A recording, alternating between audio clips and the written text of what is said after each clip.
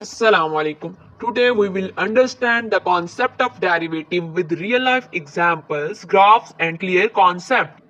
Let's see what is derivative. Derivative. The derivative of a function at a point is the instantaneous rate of change of the function with respect to input variable. It is the slope of the tangent line to the curve at that specific point. Derivative एक ऐसा mathematical tool है जो कि हमें बताता है कि कैसे एक क्वांटिटी किसी और क्वांटिटी की रिस्पेक्ट से चेंज होती है, यानी कि जो इसमें चेंज आता है यही डेरिवेटिव है। इंस्टेंटेनियस रेट, इसका मतलब भी यही है कि उसी पॉइंट पे उसी टाइम जो चेंज आ रहा है वो डेरिवेटिव है। जब हम एवरेज रेट ऑफ चेंज कहते हैं of dependent variable with respect to independent variable, तो इसमें ये होता है कि 2 पॉइंट्स में जो चेंज आ रहा है, यानी 2 पॉइंट्स हैं उनमें जो चेंज आ रहा है वो एवरेज रेट ऑफ चेंज होगा। बट यहाँ पे हम कह रहे हैं इंस्टेंटेनियस रेट। इंस्टेंटेनियस रेट होता है एट अ पॉइंट पे जो चेंज आ रहा है वो होता है डेरिवेटिव। अगर आपको वीडियो अच्छी लगे तो लाइक एंड सब्सक्राइब कीजिएगा। इस कॉन्सेप्ट को एक और अच्छे तरीके से अंडरस्टैंड करते हैं रियल लाइफ एग्जाम्पल के थ्रू। अगर आपकी कार 1 घंटे में 60 मीटर कवर करती है डिस्टेंस, तो आपकी जो कार की स्पीड है वो एवरेज स्पीड है 60 किलोमीटर पर आवर। लेकिन अगर हम किसी एक सेकंड की स्पीड जानना चाहें तो उसको हम बोलेंगे इंस्टेंटेनियस स्पीड, और वही डेरिवेटिव होता है। तो जब कार स्लो हो रही होती है या स्पीड अप कर रही होती है, उस वक्त हर मोमेंट की स्पीड को डेरिवेटिव जो है वो कैलकुलेट करता है। अगर एक कार है वो ट्रेवल कर रही है तो जानना चाहते हैं 10 AM पे उसकी जो स्पीड थी, उसमें जो चेंज था, उसकी जो स्पीड थी वो कितनी थी। जो उसी टाइम जो स्पीडोमीटर होता है कार का उसके ऊपर शोर हो रहा होता है वो एक्चुअल उसका डेरिवेटिव होता है। अब हर टाइम पे तो कार की स्पीड एक जैसी नहीं रह सकती ना, किसी टाइम पे उसकी स्पीड स्लो होगी, किसी पे अप हो रही होगी। तो किसी भी पॉइंट पे जिस पे हमने निकालना है उसका चेंज ऑफ रेट, तो उसको हम डेरिवेटिव बोलेंगे। इंस्टेंटेनियस रेट ऑफ चेंज वो होगा। अब हम इससे बेटर वे में अंडरस्टैंड करने के लिए इसकी ग्राफिकल रिप्रेजेंटेशन से इसको अंडरस्टैंड करते हैं। जब हम डेरिवेटिव को अंडरस्टैंड कर रहे हैं तो हमने इसकी डेफिनेशन में ये देखा है कि क्या था, it is the slope of the tangent line to the curve at the specific point. तो डेरिवेटिव को अंडरस्टैंड करने के लिए हमें ये भी तो पता होना चाहिए कि slope of the tangent line क्या है। तो उसको हम अंडरस्टैंड कर लेते हैं एक ग्राफ के थ्रू। मान लेते हैं कि ये एक कोई स्ट्रेट लाइन है और y जो है वो एक डिपेंडेंट वेरिएबल है जो कि x पे डिपेंड करता है। अब स्लोप का मतलब होता है कि अगर x चेंज होता है तो y भी कितनी तेजी से चेंज होता है, क्योंकि y x पे डिपेंड करता है। So rate of change of y with respect to x is called slope, और इसको डिफाइन इस तरह किया जाता है कि slope is equal to change in y divided by change in x। Change in x होता है delta x and change in y होता है डेल्टा y। ये डेल्टा जो है ये बेसिकल बहुत ही स्मॉल चेंज होता है, तो इसको हम कह सकते हैं कि slope is equal to delta y over delta x। ये स्ट्रेट लाइन है, तो स्ट्रेट लाइन के किसी भी पॉइंट पर स्लोप हमने फाइंड करना है। तो चूंकि ये स्ट्रेट लाइन है तो स्ट्रेट लाइन के लिए हर एक पॉइंट पे स्लोप जो है वो सेम होता है। यहाँ तक तो इट्स ओके, लेकिन जहां प्रॉब्लम यहाँ पे आती है जब हम स्लोप की बात करते हैं किसी कर्व के लिए, यानी जब हमने किसी कर्व के लिए स्लोप फाइंड करनी होती है।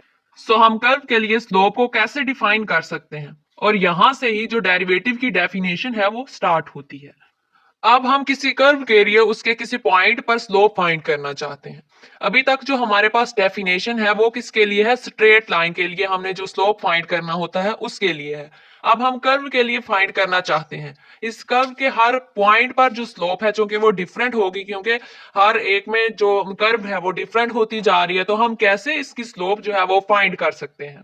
हम लेट कर लेते हैं कि और पॉइंट बी है, हम पॉइंट ए को पॉइंट बी से ज्वाइन कर देते हैं तो यहाँ पे एक स्ट्रेट लाइन ड्रा हो जाएगी।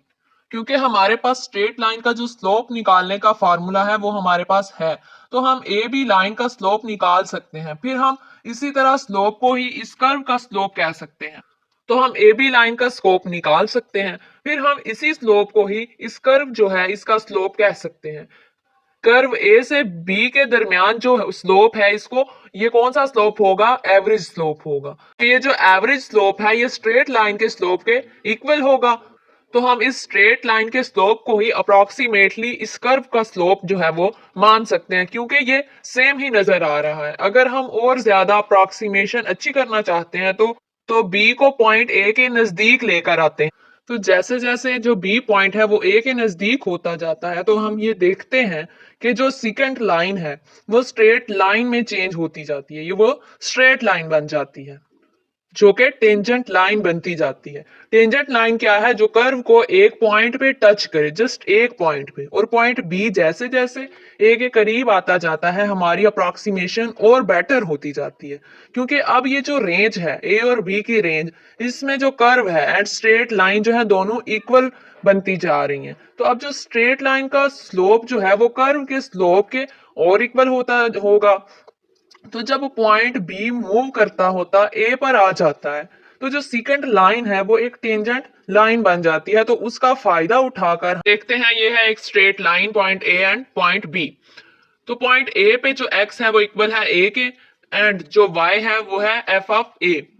और जब इसमें चेंज आया पॉइंट बी पे जाके, जो एक्स है उसमें चेंज आया वो हो गया ए प्लस एच, और जो वाई में चेंज आया वो हो गया F of A plus H. तो जो इस सेकेंड लाइन की जो स्लोप का फार्मूला है वो हमने क्या पढ़ा है कि change in y over change in x। So slope of the line A B is equal to change in y में चेंज क्या है कि यानी f of a plus h minus f of x, यही चेंज है ना, and divided by, अब जो हमारा x में चेंज है वो उसको हमने h का नाम दे दिया हुआ है, तो हमने h लिख लिया। हमारा काम जस्ट सिर्फ ये नहीं था कि हम एक सेकंड लाइन की जो स्लोप है उसको फाइंड करें, बल्कि हमने क्या करनी थी, एक कर्व के ऊपर एक टेंजेंट जो है उसका हमने स्लोप फाइंड करना था। तो उसके लिए क्या करेंगे कि हम लिमिट अप्लाई करेंगे, h approximate is equal to 0।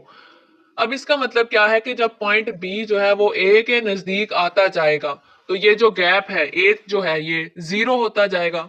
Exact 0 नहीं हो सकता कभी भी, बट 0 के करीब होता जाता है। तो हम जब ये लिमिट अप्लाई करेंगे, तो उसके बाद हम लिमिट अप्लाई करेंगे तो ये हमारे पास डेरिवेटिव फाइंड हो जाएगा। स्लोप यानी हमारे पास फाइंड हो जाएगी किसकी? कर्व के ऊपर जो लाइन है उसकी स्लोप। तो यही डेरिवेटिव हमने फाइंड करना है।